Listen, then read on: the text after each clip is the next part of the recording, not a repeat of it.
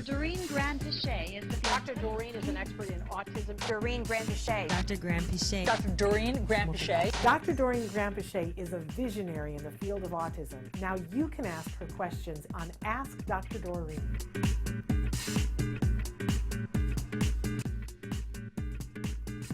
I want to launch into a question that's pretty intense, that goes right to the heart of, you know, one of the, like, it's extraordinary, but, you know, the person writes in and says, hello, Dr. Doreen and Shannon, please, I need some help. My 12-year-old son took a knife from the kitchen and was standing looking at me. When I went close to him to take it away, he said, I'm sorry. But what happened before all this was that he was upset because every Sunday we let him pick a place to go, park, restaurant, mall, etc. And he also gets to eat fries, which is his favorite thing. Well, the night before I checked his history on his tablet and found cartoons that he knows he can't watch. Because in these cartoons, they show very inappropriate behaviors like beating people and cursing. I have blocked the page so many times, but somehow he manages to find it. So I took his phone and tablet away. That was the beginning of everything. The next morning, which is Sunday, he kept asking for his tablet, and I said that he can't use it yet. So then he started screaming, yelling, and saying things like, I want to die, Mom. I'm leaving the house and never coming back, and proceeded to get dressed and try to go out.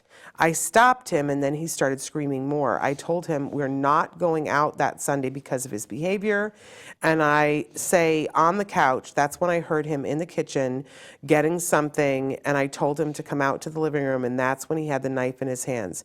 He said he was sorry and he didn't want to go to jail. I told him that what he did was very bad. He proceeded to scream and cry. He has a psychiatrist he sees once a month. He's on sertraline, 25 milligrams, one time a day. I'm so devastated, I don't know what to do. I'm also scared. I don't know if he would actually attempt to hurt me. Normally, he's always saying he loves me and wants hugs from me. Don't know what to do. Please give me some advice. Normally, he's a loving kid. Lately, he has been defiant. He curses and just wants to do what he wants. And I have never seen him do this before. I'm so devastated. I don't know what to think, say, or do. Please, any advice will help. Thank you in advance. Oh my gosh. I mean, how much do we want to hug, you know, communally? First of all, hug this mom, and then secondly, hug this 12-year-old. Yes, yes. This is really tough. This is, I have so many different things I want to say about this. So to begin with, I guess I want Mom to know that this is not, I want to say intentional, I guess, or this is not him not loving you. He absolutely will love you forever. This is him not connecting the consequences of an action to the action itself. That's all this is. And a lot of times our kids, you know, actually I'll give you an example of just us, like, you know, typical day, and you get stressed out and angry and you might overreact to someone by yelling or whatever it might be, and then later you regret it. And that's exactly what happened here. Yeah. Now, he is just angry and he doesn't know how to handle the anger. So that is an important thing to teach him, is when you are angry, these are the things you can do and these are the things you cannot do, right? Yeah. You cannot go towards weapons. But I think to begin, I'm trying to put in order all the advice that I want to give you. And I think the first thing I want to tell you is, make sure that he's on the right medication and that the medication is actually effective. So that's kind of an important thing. Like, you know, it's a lot of times with psychiatry, it just becomes kind of a routine thing, and no one's really paying attention anymore to what's going on. So please talk to the psychiatrist and make sure the psychiatrist is actively engaged. Secondly, I think you should try to get, this is the kind of scenario where you should try to get some ABA therapists in your home. And I think you will succeed, because you just need to contact your insurance company and tell them what has occurred and that you need care and assistance immediately. And I think despite the fact that it's hard to get hours approved for 12-year-olds, you will get some services, there's no question. And a lot of the services will work on setting appropriate kind of contingencies for him, but also working with you and giving you ideas about how to manage situations that come up like this. So that's where I would suggest you go first, because or right after dealing with the medication, because I want to give you some respite or some care, so that then I want to talk, once you have people there trying to help you and manage him, then we can talk about what you need to teach him, which I think is important, because I think you need to teach him the things he can do when he's angry. And a lot of times we don't even think about teaching our kids that, but we should. You know, like there are good ways when you're angry and bad ways. Like bad ways would be hitting a person, picking up a weapon, running away. These are all bad things. Good things are things like having a conversation about it, walking back to your room and taking a few deep breaths, going to your quiet area and putting on some music until you feel better about it, writing down how you feel and explaining it to someone. There's all these different things that, depending on the level of the child or functioning level, they're different, right? But that's an important lesson.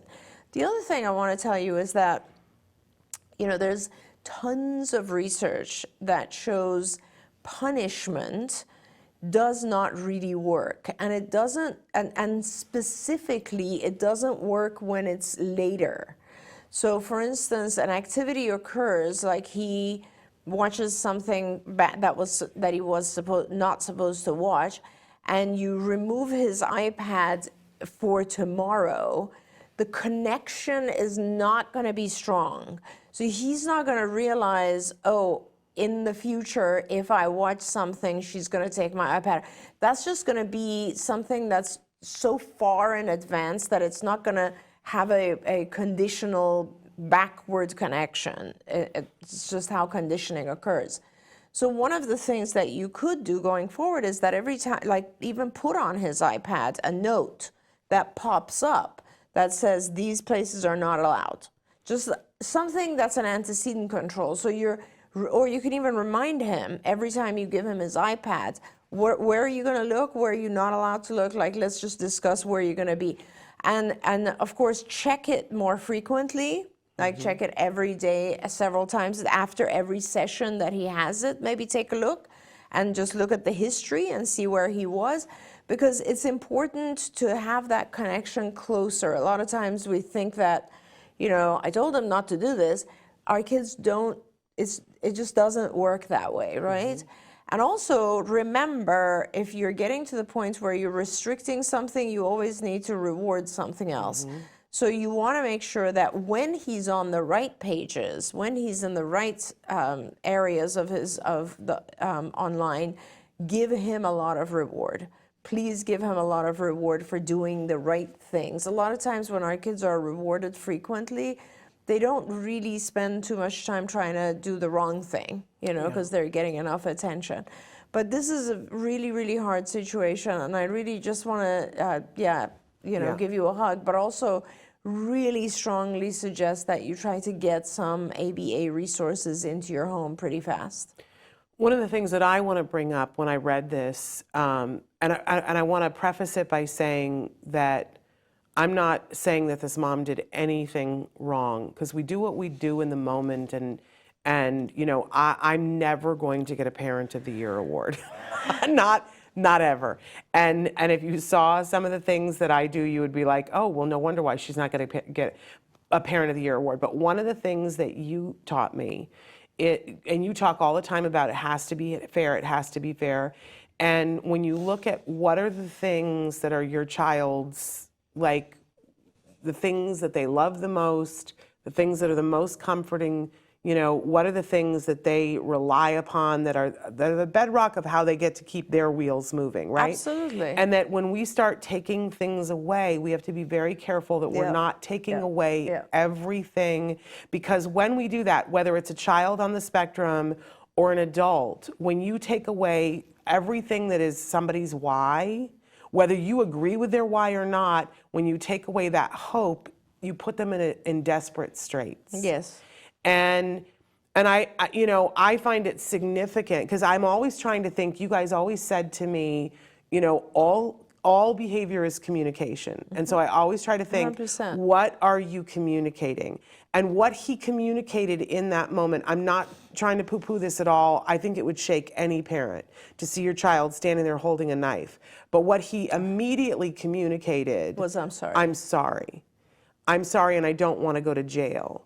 Like there was a part of his higher functioning that was Yep. realizing this is a bad choice to even be holding the knife. Definitely. I get that it scared you, I would be scared too. But also hear that. Yes, absolutely. And thank you for bringing that up. You just made me realize the most important thing, which is make sure he doesn't have access to these things Well, yes. while he's learning, right? Like, Yeah. let's make sure that's gone too. Yeah, you can take all the knives and lock them up. But he's 12 and he felt this desperation of nobody's listening to me and I keep losing things. Absolutely. He said to you time and time again through his actions, I really want those videos. Yes, yes. And I'm with you, like I was like that parent that was deleting things off the thing and my kid was finding it anyway. But, looking at what is it that he wants from it. Yes. And making the decision about, is it something that I can give to him in a different way? Exactly. Because he's getting to 12 is still a place where you can hope to control it, but not really. But eventually he's going to be an adult and you're not going to have any control over what he looks at. And do you want to, at this point, keep eliminating it and keep checking it, have a conversation with him about what is it that he loves about those videos and how can he get it someplace that's a little bit nicer? Or do you want to help him to start to deal with whatever the feelings are that he's getting from watching these? Because, for years people watch Tom and Jerry and I'm sorry, it's so inappropriate. If you watch it now, Truly you is, go, yes. it is so inappropriate. Yes. And everyone did not become an axe murderer from watching Tom and Jerry, right? Absolutely. So, like sometimes you have to look at it and have a conversation with him about what is it you like about this.